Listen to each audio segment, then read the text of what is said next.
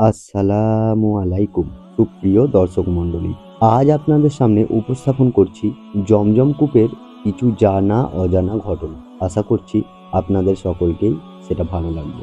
তাহলে চলুন আর দেরি না করে শুরু করা যাক। জমজম, কি মধুর নাম, কি সুন্দর উচ্চারণ। পৃথিবীর শ্রেষ্ঠ ও সর্বোত্তম পানি। এই পানি শুধু পিপাসাকাতর কলিজাকে শীতল করে না, হৃদয় ও আত্মাকেও এক অপার্থিব প্রাপ্তিতে পরিতৃপ্ত করে, দেহ ও মনকে সজীব করে তোলে। মক্কা নগরীতে আল্লাহর এক মহা নিদর্শন হলো জমজম কূপ। পৃথিবীর শ্রেষ্ঠ ভূমিতে আল্লাহ তাআলা এই কূপ উৎসারিত করেছেন। পরবর্তীতে জমজমকে কেন্দ্র করেই আবাদ হয়েছিল পবিত্র মক্কা নগরী। পানি না থাকায় ইতিপূর্বে এখানে কোনো মানুষ বসবাস করত না। এই কূপ উৎসারিত হওয়ার পর ইয়ামেনের জুরহুম গোত্র খবর পেয়ে এখানে আসে এবং হাজেরা রাদিয়াল্লাহু আনহার অনুমতি নিয়ে স্থায়ীভাবে বসবাস শুরু করে। ইসমাইল আলাইহিসসালাম বড় হয়ে এই গোত্রেই বিবাহ করেন এবং ধীরে ধীরে পবিত্র মক্কা নগরী গড়ে ওঠে। তাই বলা যায় জমজম কূপই ছিল বর্তমান মক্কা আবাদ হওয়ার প্রধান অবলম্বন।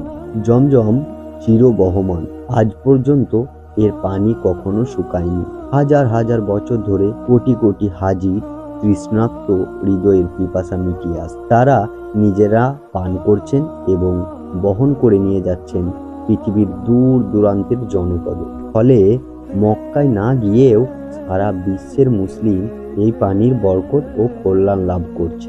জমজম চিরবহমান, আজ পর্যন্ত এর পানি কখনো শুকায়নি। হাজার হাজার বছর ধরে কোটি কোটি হাজির তৃষ্ণার্ত হৃদয়ের পিপাসা মিটিয়ে আসছে। তারা নিজেরা পান করছেন এবং বহন করে নিয়ে যাচ্ছেন পৃথিবীর দূর দূরান্তের জনপদে। ফলে মক্কায় না গিয়েও সারা বিশ্বের মুসলিম এই পানির বরকত ও কল্যাণ লাভে ধন্য হয়। এই পানির যে গুণ বৈশিষ্ট্য এবং বরকত ও কল্যাণ হাজার বছর আগে ঠিক যেমন ছিল, এই গুণ বৈশিষ্ট্য ও বরকত আজ হাজার বছর পরও বিদ্যমান।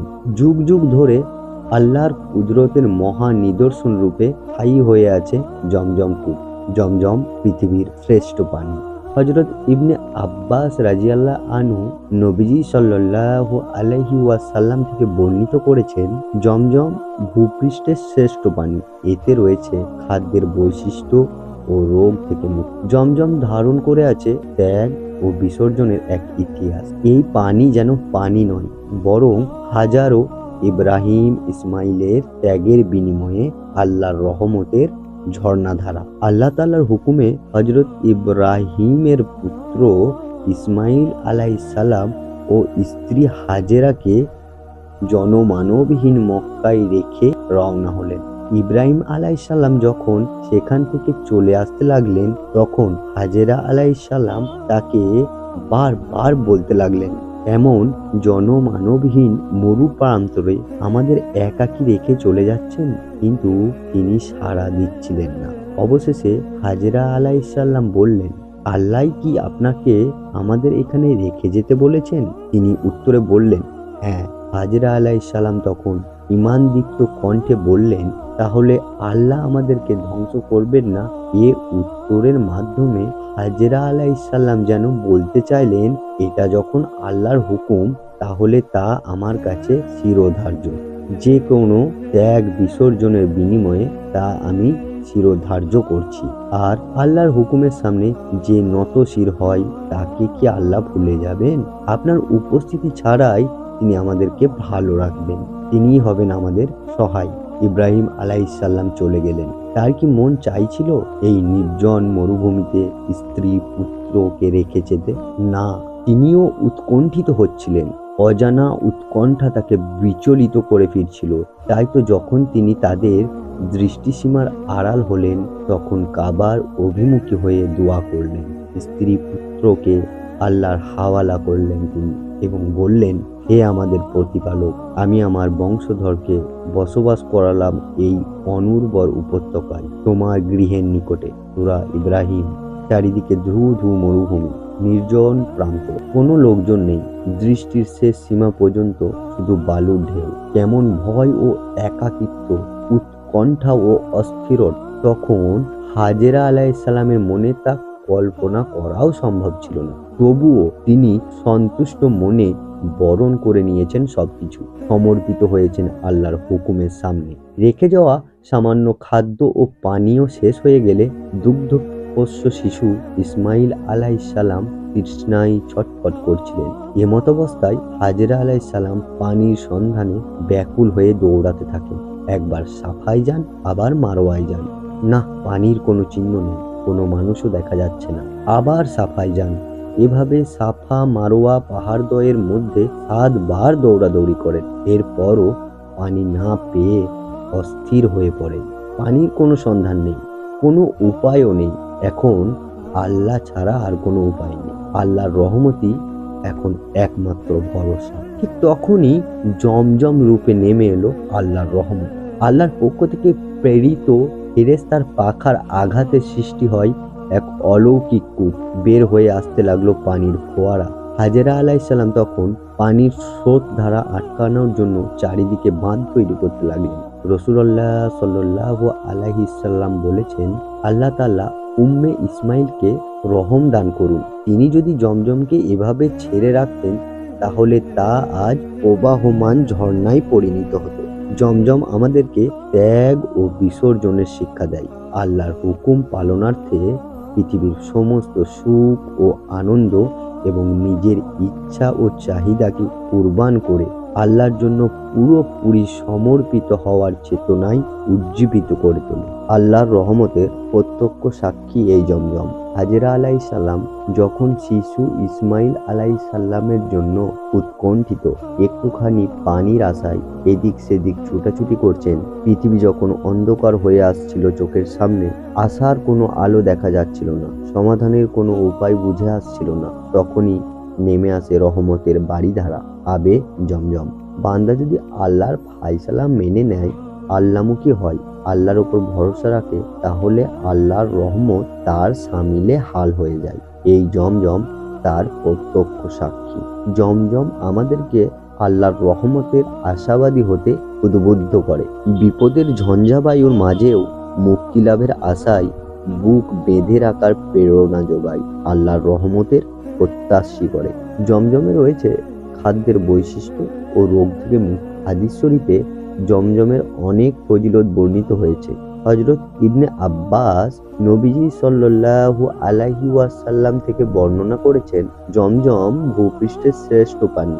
এতে রয়েছে বৈশিষ্ট্য ও খাদ্যের গুণ, রোগ থেকে মুক্তি। এই হাদিস জমজমের পানির দুটি বিশেষ বৈশিষ্ট্যের কথা বলে।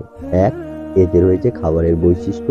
2, এই পানি পান করলে সুস্থতা লাভ হয়। মানুষ জীবন বাঁচানোর তাগিদে খাদ্য গ্রহণ করে। খাবারের মাধ্যমে দেহে শক্তির সঞ্চয় হয়, কর্মপ্রেরণা সৃষ্টি হয়, জীবনের পথে মানুষ এগিয়ে চলে। খাদ্যের এই বৈশিষ্ট্য আল্লাহ তাআলা জমজম পানির মধ্যেও রেখেছেন।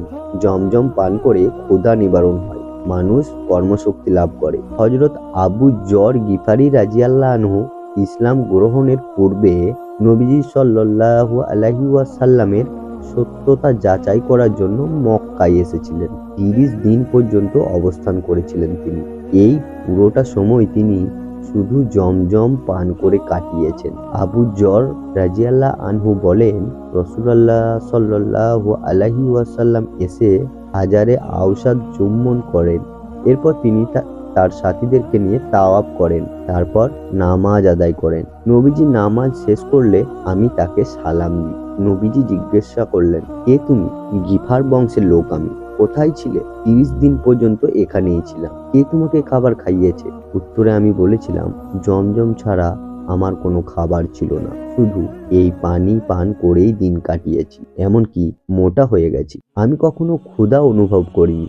নবীজি তখন বললেন, এটা বরকতময় পানি, এতে রয়েছে খাদ্যের বৈশিষ্ট্য। সহিহ মুসলিম হাদিস নাম্বার 2473।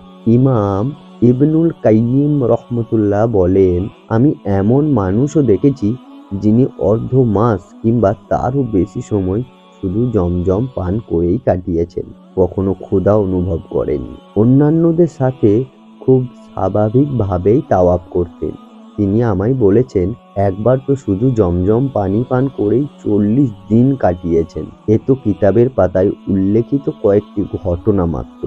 জানা নেই যুগ যুগ ধরে কত শত আল্লাহর বান্দা শুধু জমজম পান করেই দিনের পর দিন কাটিয়েছেন এবং ইমানি শক্তিতে উজ্জীবিত হয়েছেন।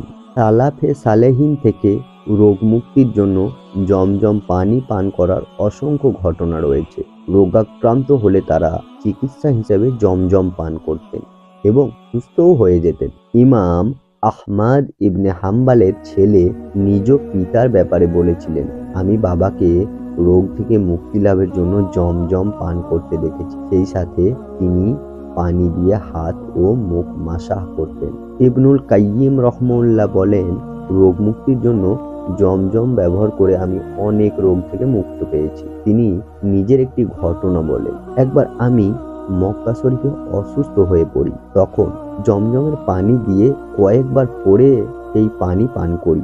এই ওসিলায় আমি পূর্ণ সুস্থতা লাভ করি। অন্যান্য ব্যথা বেদনার জন্যও আমি এই আমলটি করেছি এবং উপকার পেয়েছি।